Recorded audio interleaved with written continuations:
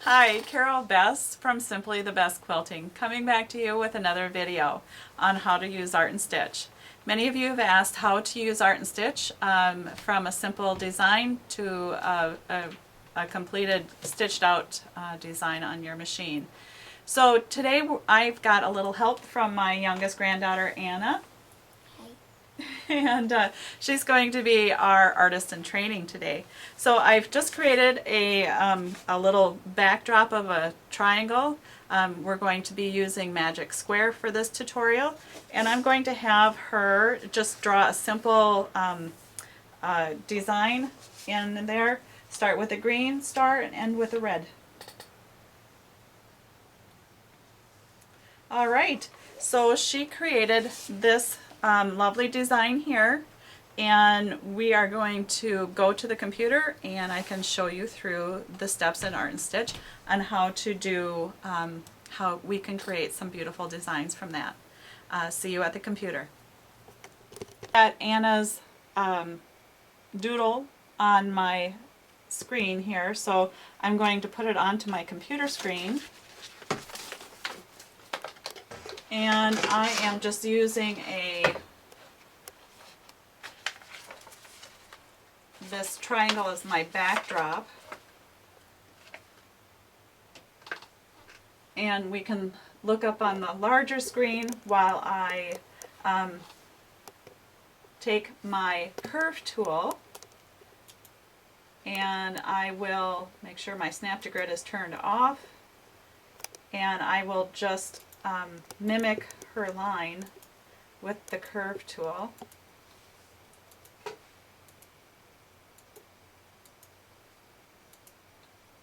And I'll just make some quick work of it.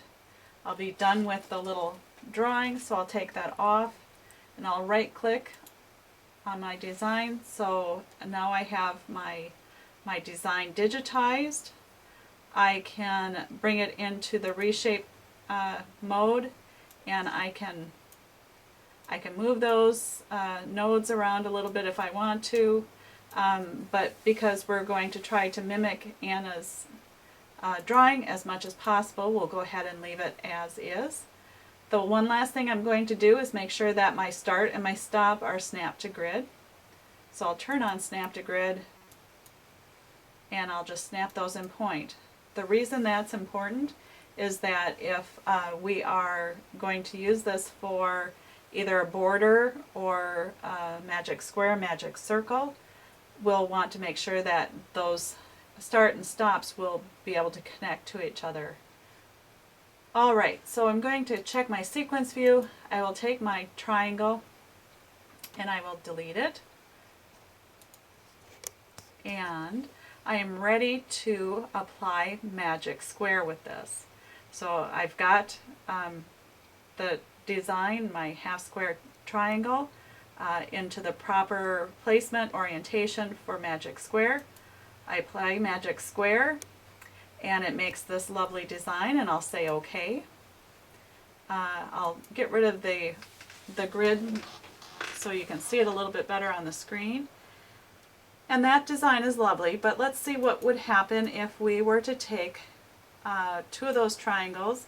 Let's get rid of those two, and we'll connect these top two, and we can just use our connect objects option in the toolbar on the left, and that will connect those two objects together. You can see here on the sequence view I now have one piece of artwork. I will go ahead and rotate that to the standard orientation for Magic Square. I'll apply Magic Square one more time, and it makes this beautiful design here. I'm good with that, so let's say OK. Now we'll go ahead and see in the sequence view, I'm going to go ahead and duplicate this original triangle one time, and I'll do a Control D, and I'm going to move that off to the side. I want to connect all four of these triangles, and I have to make sure that my select box goes completely around all four objects. I'm going to apply my connect objects. I can see here now that I have one start and one stop on this square. I'm going to move over to this this duplicated triangle. Instead of going with the standard orientation for this triangle, I'm going to turn it 180 degrees. So let's get the point on the upper left hand corner.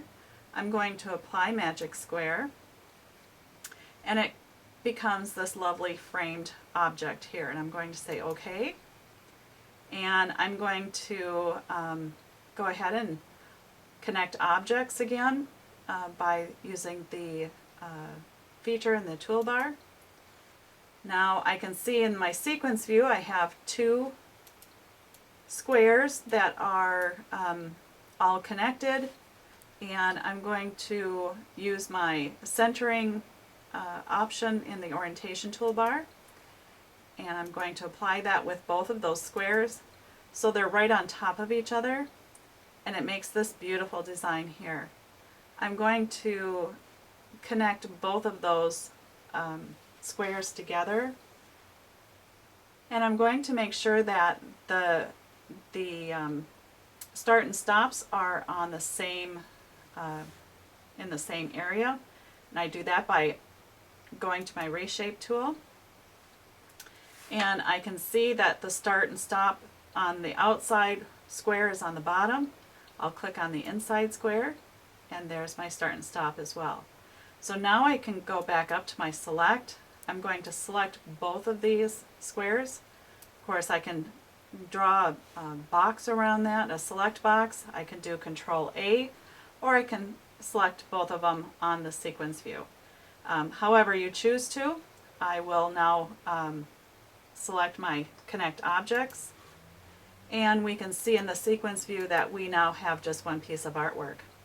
Let's see what this would look like if it were stitched out as a repeat design with my interlocking preview. I'm going to take a look. I really like that design, so I'm going to go ahead and save that. We'll turn off interlocking preview. We'll go to File, Save As, and I will navigate to the folder that I want this in, and I will just go ahead and put it in my Art Stitch classes. I'll call that Anna's Doodle, and we'll make that one. I do want to save it as an ANS in case if we ever want to adjust this. And then I will go ahead and apply stitches to it. Let's go ahead and see how that's going to stitch out.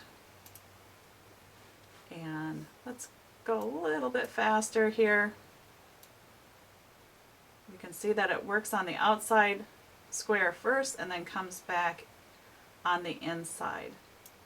And I like that, so I'm going to go back to my select feature, and then I'm going to save it as a QLI because I am a Gammill gal, and we'll keep that as Anna's Doodle and say save. That as my QLI one more time, but this time I'm going to go ahead and save it to my removable disk or the thumb drive and say save. Make sure you disconnect the jump drive properly, and it now says safe to remove the hardware. We don't want to make sure that we just come and unplug these because you may corrupt it.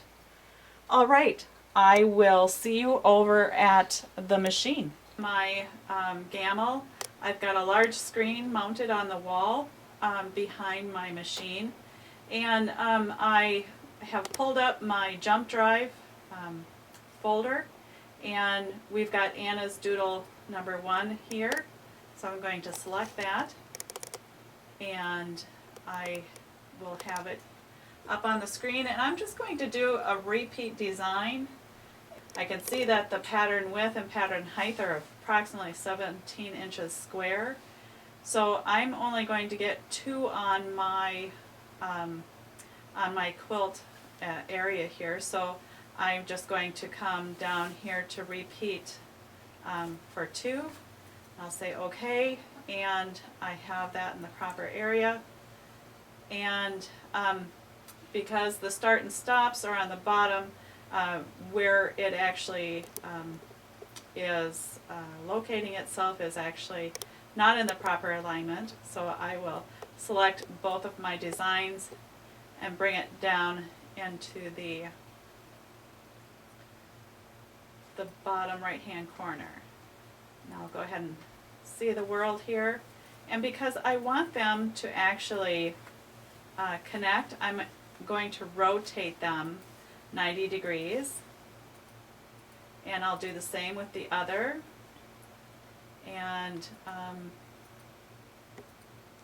there we are. So that should get them to stitch out right next to each other. Of course, if I was going to do a large quilt, I would do that a little bit differently. But I'm just going to move the head of my machine and make sure that I have enough room. And I do not. I just took a scrap piece of fabric here, so I'm going to select both of my designs, and I'm going to just bring them into the proper alignment here so I don't run off the edge of my fabric here. Okay, so I'm ready to stitch this out.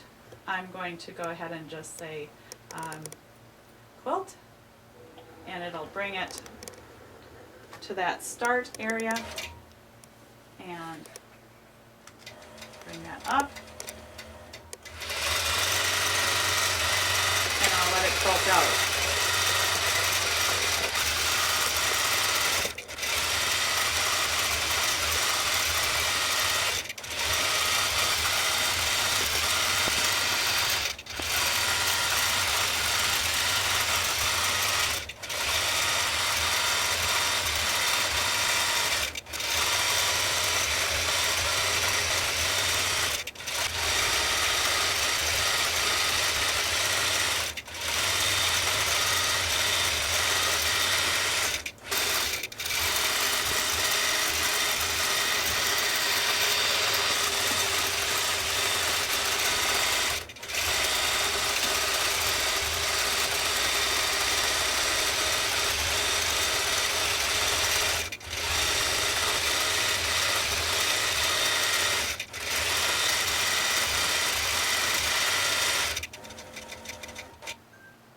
Now we are all complete with this particular row. We only have 2 of the squares stitched out.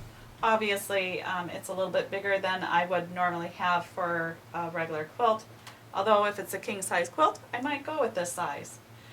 You can see now how easy it was to go from this little simple doodle that Anna had done for us to this lovely quilt design.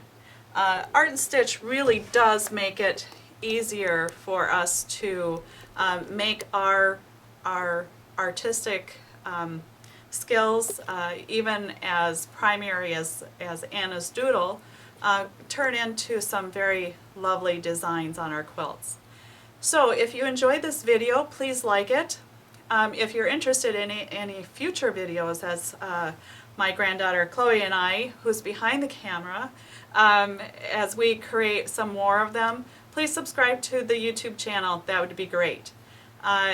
If you have any questions, we're going to have all of the information on how to get a hold of myself and on my website and my email. That information will be listed down below in the description. Thanks for watching, and until next time.